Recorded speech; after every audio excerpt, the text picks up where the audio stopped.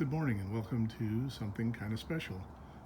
We have with us today a Rolls-Royce Cullinan. That's Rolls-Royce's SUV, the most expensive, most luxurious SUV on the planet. 3 tons of car.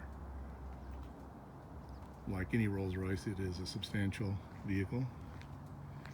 All the Rolls-Royce design touches, incredibly imposing.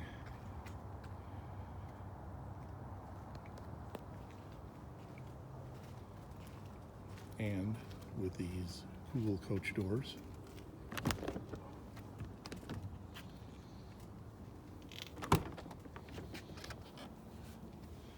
Leading into a gorgeous interior. This interior is in Charles blue over navy blue.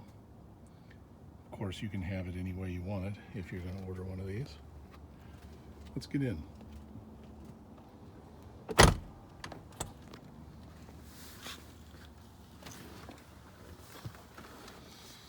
Now, if you're a Rolls-Royce owner, you're not going to have to reach all the way out here to this distant door. That would be untoward. So Rolls-Royce has a solution to that. There's a hidden button up here.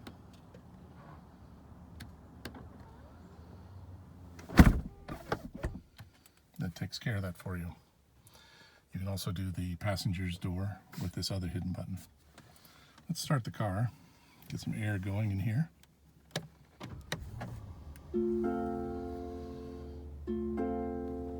Okay. Sorry about all the sunshine. It's a beautiful morning today, so it's hard to show some of this.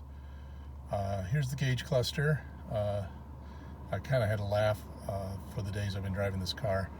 Rolls-Royce has made a point of having the heat gauge calibrated so that the running temperature is precisely at the halfway mark between hot and cold. I've never seen it vary from that. And the other thing that is particularly Rolls-Royce is this power reserve meter over here on the left, which is kind of the reverse of a tachometer. So instead of showing you how many revs you have left, basically it shows you how much power you have left and or how much you have in reserve. And I've never seen this meter go below about 70%, even when climbing a steep hill.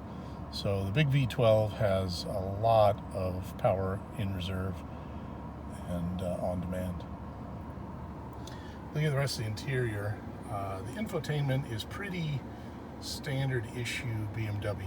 It's pretty familiar if you know a BMW. It has a few little exceptions, like the ability to control your hood ornament.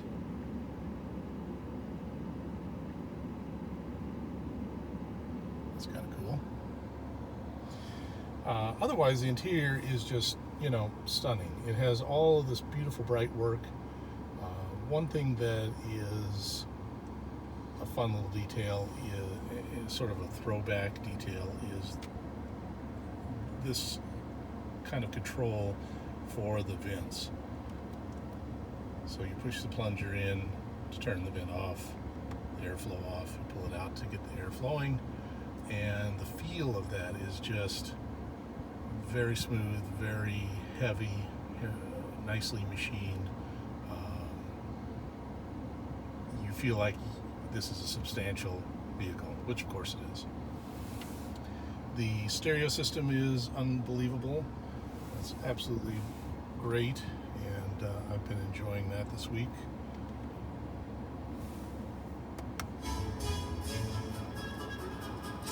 And what else would you have in a Rolls-Royce than classical music? I didn't like that so much, but I've heard some wonderful Ravel and Sibelius, and listened to Rachmaninoff's Second Symphony, and it was great. Beautiful sound in this car.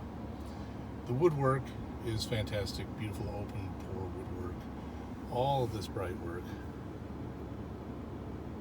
This is the controller for the infotainment. Very familiar setup.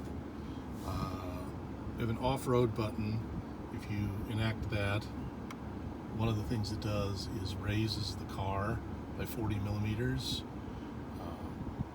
If you take that off, I can feel the car settling back down again. Now the car does a lot of that on its own, depending on if you're underway or if you're parked. You will see the car lifting and lowering. It's all by design. There's a hill descent control button, manual controls for running the air suspension. You can feel it settling down.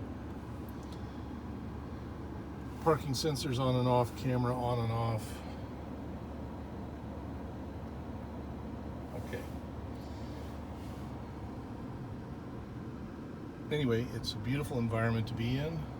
It's pretty amazing. Right down to the floorboards, where it has lamb's wool carpeting, lamb's wool floor mats. They're an inch thick, and they are so thick that it's actually hard to vacuum dirt out of them. I've had quite a time keeping this car clean. But if you own this car, that would be a problem for your chauffeur now, wouldn't it?